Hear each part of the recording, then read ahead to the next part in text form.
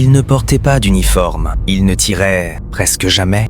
Et pourtant, sans lui, le cartel de Medellín n'aurait peut-être jamais existé. Carlos Leder, un homme obsédé par l'argent, le pouvoir et un rêve complètement fou, transformer une petite île des Bahamas en autoroute mondiale de la cocaïne. Pendant quelques années, il a fait trembler les États-Unis, corrompu des gouvernements et changé à jamais le trafic de drogue. Voici l'histoire d'un cerveau que même Pablo Escobar craignait. Carlos Leder naît en Colombie d'un père allemand et d'une mère colombienne. Très jeune, il comprend une chose, le crime paie mieux que la loyauté. Dans les années 70, il découvre un détail crucial. La cocaïne se vend à prix d'or aux États-Unis. Mais le vrai problème, c'est le transport. Et c'est là que Leder a une idée géniale et terrifiante. Il achète Normanski, une île privée aux Bahamas, une piste d'atterrissage, des avions légers, des tonnes de cocaïne. Les avions d'école de Colombie font escale sur l'île, puis repartent vers la Floride. Simple, silencieux, ultra rentable. Leder devient milliardaire, pas millionnaire,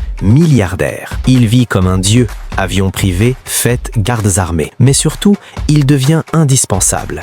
C'est lui qui ouvre la porte des États-Unis au cartel de Medellín. Pablo Escobar s'enrichit. Le cartel explose. Mais Leder a un problème. Il parle trop. Il donne des interviews. Il insulte les États-Unis. Il se prend pour un révolutionnaire. Et dans le monde du crime, l'ego est une condamnation à mort. En 1987, tout s'effondre. Carlos Leder est arrêté en Colombie, extradé vers les États-Unis. Il écope de prison à vie, plus 135 ans. Un chiffre absurde, un message clair. Mais Leder parle. Il dénonce, il balance. Grâce à lui, les autorités remontent jusqu'au cartel. Sa peine est réduite et l'homme qui contrôlait le trafic mondial disparaît lentement dans l'ombre. Carlos Leder n'était pas le plus violent, ni le plus célèbre. Mais sans lui, le cartel de Medellín n'aurait peut-être jamais dominé le monde. N'oublie pas de t'abonner, laisse un petit like et dis-moi en commentaire si tu veux voir une autre histoire.